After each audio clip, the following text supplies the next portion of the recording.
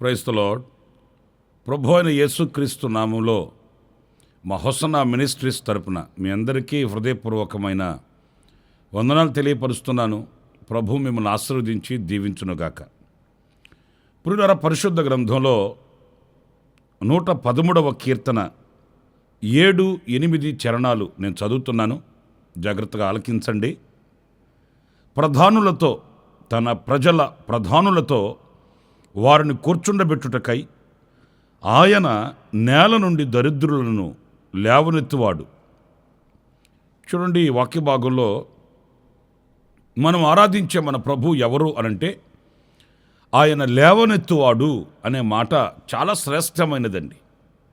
ఎందుకంటే లోకంలోని ప్రజలు ఘనులైన వారి ప్రక్కన నిలబడుతారు, గొప్పవాళ్ల పక్షాన నిలిచి ఉంటారు, శ్రేష్టమైన వ్యక్తులతో సహవాసాలు పెంచుకుంటారు. అంతేకాని ఒక పేద స్థితిలో నిలిచి దేనికి ఎన్నిక లేని ఒక వ్యక్తిని ఎవరు కూడా పట్టించుకోరండి. మనం బజార్లో వెళుతున్నప్పుడు చాలామంది సహాయం కొరకు మనల్ని వేడుకుంటుంటారు. ఎవరో నిలిచి ప్రేమించి గుప్పిలి విప్పేవాళ్ళు కొంతమంది కనిపిస్తారు. అసలు వాళ్ళ వైపు చూడకుండా పట్టించుకోకుండా వెళ్ళేవాళ్ళు ఎంతోమంది కనిపిస్తారండి.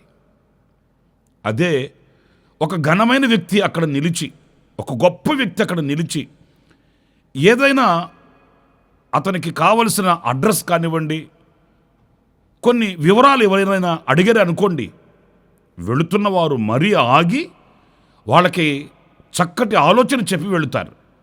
ఇదిగో ఇది మనం లోకంలో చూస్తున్న పరిస్థితులు. కానీ ఒక వ్యక్తిని ఏ స్థితి నుంచి అనంటే నేల నుండి, ఈ వాక్యంలో చాలా శ్రేష్టమైన మాట, నేల నుండి ఒక వ్యక్తిని ఆయన లేవనెత్తువాడట. ఎందుకు లేవనెత్తుతాడు అనంటే ప్రధానులతో కూడా కూర్చుండబెట్టుటకు అనే మాట ఆశ్చర్యాన్ని కలిగిస్తుందండి. ప్రియమైన దేవుని బిడ్డలారా, అంత ఉన్నతమైన ఆలోచన కలిగిన, ఉన్నతమైన తలంపులు కలిగిన ప్రభువు, మనం ఆరాధించే మన ప్రభు అయిన యేసుక్రీస్తు. మరి ఆయన మనలను ప్రధానులతో కూడా కూర్చుండబెట్టుటకు ఏం చూస్తున్నాడు మనలో? మన చదువులు చూస్తాడా? మన ఆధిక్యతలు చూస్తాడా? మన కులాన్ని చూస్తాడా? లేక మన గోత్రాన్ని చూస్తాడా? లేక మనకు ఎంత సామర్థ్యత ఉన్నది అని చూస్తాడా అనంటే, ఇక్కడ చూచేందుకు ఆ వ్యక్తిలో ఏమీ లేకపోయినప్పటికీ కూడా చాలాసార్లు మనం అనుకుంటుంటామండి, నేను ఈ స్థానానికి సరిపోతానా? నేను ప్రార్థిస్తున్నాను, అంత ఉన్నతమైన ఆ స్థానానికి నేను ఎక్కి వెళ్ళగలుగుతానా అనే సందేహాన్ని, అవిశ్వాసాన్ని మనం ప్రత్యక్షపరుస్తుంటాము. కానీ నా ప్రియ సహోదరులారా, దేవునికి అసాధ్యమైంది ఏముందండి? దావీదును మనం చూస్తాము. దావీదు ఎంత గొప్పవాడని, ఎంత నేర్పరి అని దేవుడు ఆయనని రాజు చేశాడు. గొర్రెలు కాచుకుంటున్నవాడు కాదా? కుటుంబంలో తృణీకరింపబడిన వాడిగా పరిగణింపబడిన వాడు కాడా? ఏ ఆధిక్యతలు, ఏ ఆధిపత్యాలు లేని అభాగ్యునిగా నిలిచిన వ్యక్తి కాదా దావీదు? మరి దావీదుని ఎంత ఉన్నత స్థితికి తీసుకుని వెళ్ళాడు. నేల నుండి అధికారులతో కూర్చుండబెట్టుకునే ఆ ఉన్నత స్థానానికి దేవుడు ఆయనను లేవనెత్తిన ఘనచరిత్ర మన కనుల ఎదుట కనబడుతుందండి. మరి ఈ రోజున నా ప్రియ సహోదరులారా, మనం కృంగిపోవలసిన అవసరం లేదు, అధైర్యపడిపోవలసిన అవసరం లేదు, మనం అవిశ్వాసంతో అడుగులు వేయవలసిన అవసరం ఏమీ కూడా లేదు. ఎందుకంటే ఆ సర్వశక్తి కలిగిన దేవుడు ఎవరు అంటే నేల నుండి ఒక వ్యక్తిని లేవనెత్తువాడు. మనుషులు కొంతమంది మనల్ని అధైర్యపరుస్తారు. నీవు సరిపోవు, నీ వల్ల కాదు, నీ చేత కాదు, నీవు వెళ్ళలేవు, నీవు ఉండలేవు, నువ్వు సాధించలేవు, ఇలాంటి మాటలు మన హృదయంలో మనకు ఎంత వేదనను కలిగిస్తాయి. కానీ దేవుడు ఎప్పుడు కూడా శక్తి కలిగిన కార్యాల ఎదుట మనల్ని కృంగదీసేవాడు కాదు, అధైర్యపరిచేవాడు కాదండి. దావీదు చరిత్రలోని మనం చదువుతాము. ఫిలిష్తీయుల సర్దార్ అయినటువంటి గొలియాతు ఇశ్రాయేలీయుల మీద సవాలు విసురుతున్నప్పుడు చిన్నవాడు, పిల్లవాడు దావీదు, నేను వెళతాను, ప్రభు పేరట ఒక విజయాన్ని తీసుకుని వస్తాను అని ముందుకు వెళ్ళినప్పుడు మనుషులు నిరాకరించారేమో కానీ దేవుడు అంగీకరించాడండి. ఈ చిన్నవాని వలన ఇశ్రాయేలీయుల సర్వసమాజానికి ఒక గొప్ప జయం కలిగింది. మరి ఆ చిన్నవాడైన దావీదు మూలాన ఇశ్రాయేలీయుల సర్వసమాజానికి అంత ఘన విజయం కలిగితే నిన్నెందుకు దేవుడు వాడుకోడు? నిన్నెందుకు ప్రభు బలపరచడు? ప్రభు నిన్నెందుకు లేవనెత్తడు? నిశ్చయముగా ఆయన లేవనెత్తువాడు. అధికారులతో కూడా నేను కూర్చుండబెట్టుటకు నమ్మదగిన సహాయకుడు. ఆయన పేరే నజరేయుడైన యేసు. నా ప్రియ సహోదరులారా, ఒకవేళ మనుషులు నిన్ను కృంగదీసి ఉండవచ్చేమో, మనుషులు అధైర్యపరిచి ఉండవచ్చేమో, కానీ దేవుడు ఈనాడు నీతో చెప్తున్నాడు, ఆయన నిన్ను లేవనెత్తువాడు నేల నుండి. ఇంకా అంతకంటే తక్కువ స్థితి ఏమీ లేదు, అంతకంటే తృణీకరింపబడిన స్థానం మరొకటేమీ కూడా లేదు. అక్కడ నుండి ఆయన లేవనెత్తుతాడు. మన ఊహకు మించిన గొప్ప ఘనకార్యాలు ఆయన చేయుటకు శక్తి గలవాడు. ఇంకొక మాట కూడా నేను మీకు జ్ఞాపకం చేస్తాను. అదేంటంటే 145వ కీర్తన 14వ చరణంలో మనం చదివినప్పుడు, యెహోవా పడిపోవు వారందరినీ ఉద్ధరించువాడు, కృంగిపోయిన వారినందరినీ లేవనెత్తువాడు. సహోదరులారా, వింటున్నారా ఈ మాటని? కృంగిపోయిన వారిని నేల నుండి లేవనెత్తడం మాత్రమే కాదు సుమా, కృంగిపోయి పరిస్థితుల వలన, మనుషుల వలన, అనేక చిక్కు సమస్యల వలన కృంగిపోయిన వారిని, వీడితో నాకేంటి పని అని కాకుండా, ఈ కృంగిన వాని వలన నాకేంటి ప్రయోజనము అని కాదు, కానీ ఎంత దయగలిగిన, వాత్సల్యత కలిగిన దేవుడు చూడండి మన దేవుడు. అలసి సొలసి సొక్కి సొమ్మసిల్లిపోయిన వాని ప్రాణానికి ఊరట కలిగించి ఆ కృంగిన స్థితిలో నుండి ఆయన లేవనెత్తుతాడట. ఈ రోజున అనేక విధములైనటువంటి పరిస్థితులు మనిషిని కృంగతీస్తున్నాయండి. ఆరోగ్య సమస్య కానివ్వండి, ఆర్థిక సమస్యలు కానివ్వండి, కుటుంబపు వ్యవస్థ కానివ్వండి, జరుగుతున్న ఈ పరిణామాలలో ఎదురవుతున్న ఆటుపోటులు కానివ్వండి, అవాంతరాలు కానివ్వండి, అభ్యంతరాలు కానివ్వండి, ఇవన్నీ మనసు మీద దాడి చేస్తున్నాయి. తింటున్న వంట పట్టట్లేదు, పడుకున్న నిద్ర పట్టట్లేదు, ఏదో తిని తిరుగుతున్నానని పేరుకే కానీ ఈ రోజున హృదయంలో నెమ్మది లేని పరిస్థితులలో అనేక మంది ఈ రోజున కృంగిపోయి ఉన్నారండి. కదిపితే కన్నీళ్లు ధారలుగా కారడానికి సిద్ధంగా ఉన్నాయండి. దుఃఖాన్ని దిగమింగుకొని మోగ వేదన చేత నలిగిపోతున్న ప్రజలు ఎంతోమంది ఉన్నారండి. అయితే నా ప్రియ సహోదరులారా, ఆయనను ఆశ్రయిస్తే, ఆయనను నమ్ముకుంటే, ఆయనను విశ్వసించగలిగితే సర్వశక్తి కలిగిన దేవుడు ఏం చేస్తాడు అనంటే, ఆ కృంగిన స్థితిలో నుండి ఆయన లేవనెత్తుతాడట. దేవుని వాక్యంలో చాలాసార్లు మనం భయపడకుడి అనే మాటను మనం చదువుతామండి.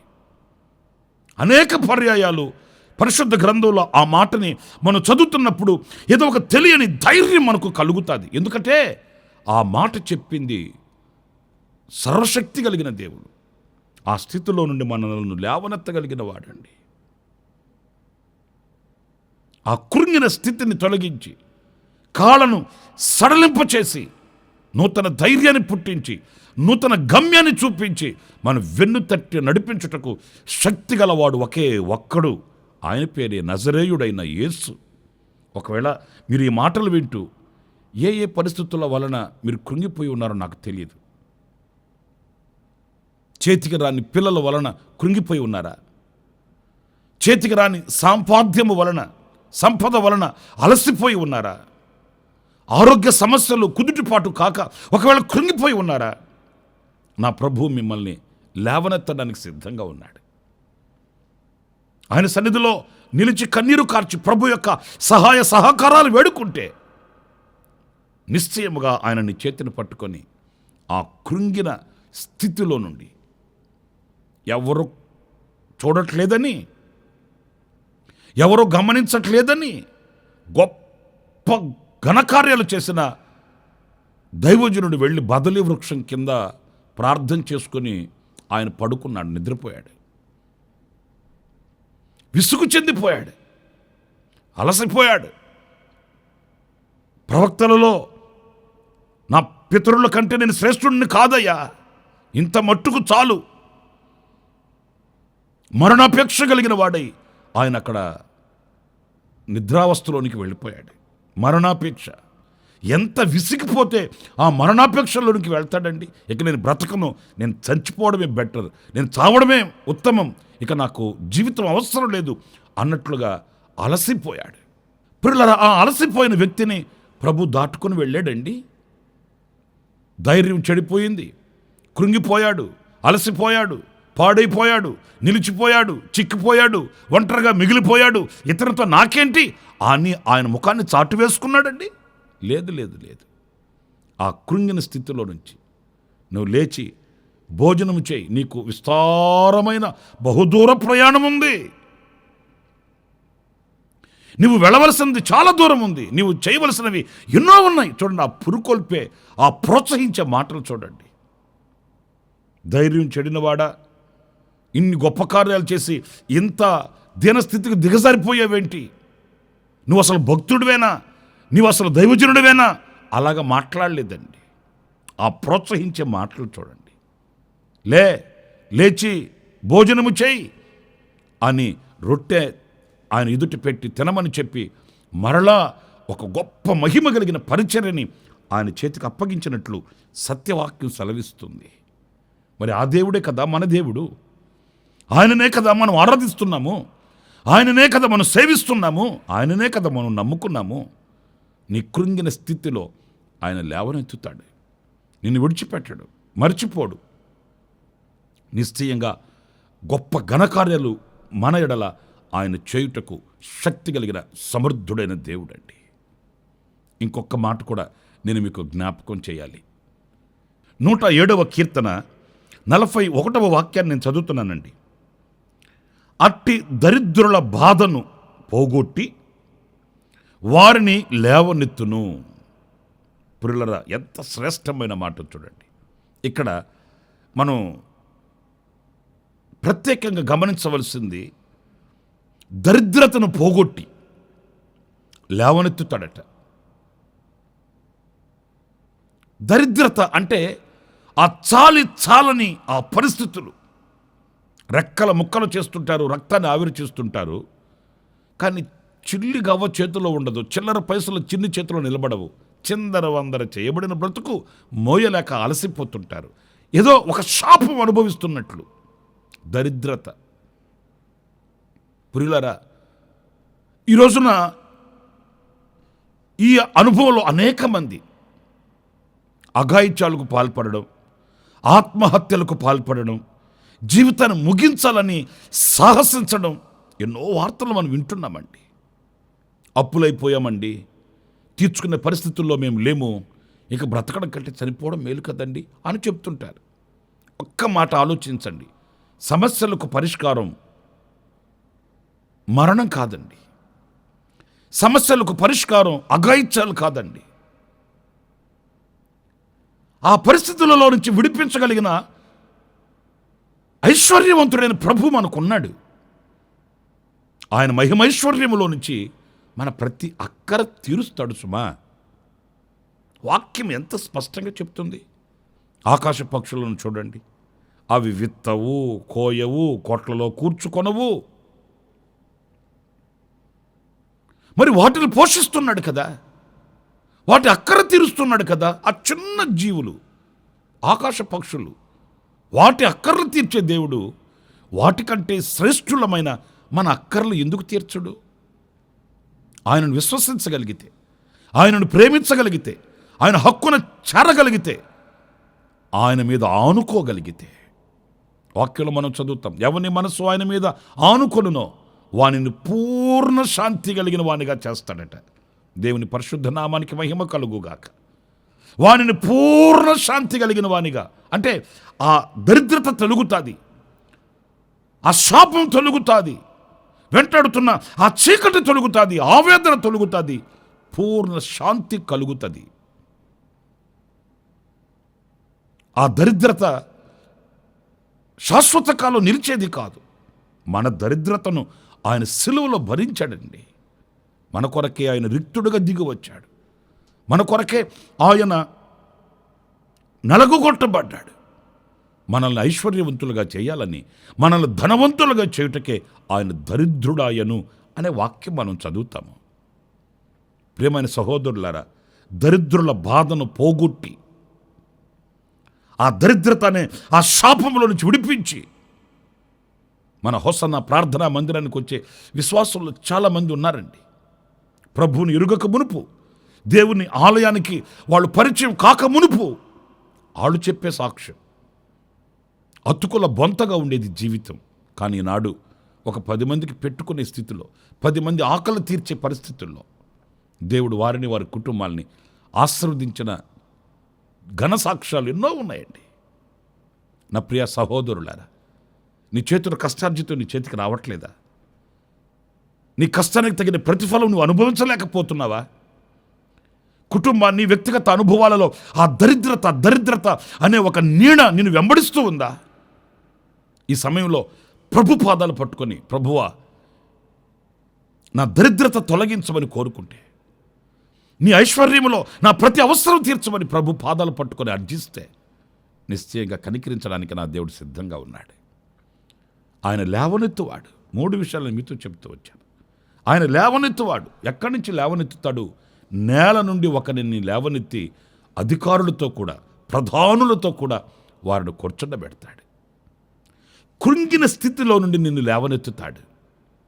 3వది, దరిద్రతను పోగొట్టి నిన్ను లేవనెత్తుతాడు.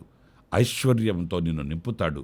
సాక్షిగా సమసమాజంలో నిన్ను నిలబెట్టుటకు నమ్మదగిన దేవుడు ఆయనే, మన ప్రభు అయిన యేసుక్రీస్తు. మరి ఆయన సన్నిధిలో ప్రార్థన చేద్దాం. మీ సమస్య ఏదున్నప్పటికీ కూడా ఆయనతో విన్నపించుకోండి, ఆయన సన్నిధిలో మొరపెట్టుకోండి. నిశ్చయంగా నా దేవుడు ఈ దినాన మీ బ్రతుకులలో ఒక అద్భుతం చేయుగాక. కృపా సత్య సంపూర్ణుడా, జీవాధిపతి అయిన ప్రభువా, మీకు వందనాలు చెల్లిస్తున్నాను. మీరు మమ్మల్ని లేవనెత్తు దేవుడవు, ప్రధానులతో, అధికారులతో కూర్చుండపెట్టు దేవుడవు. కృంగిన వారిని లేవనెత్తి, దరిద్రతను వెళ్ళగొట్టి, ఆ దరిద్రతను పోగొట్టి, ఆ స్థితిలో నుంచి లేవనెత్తి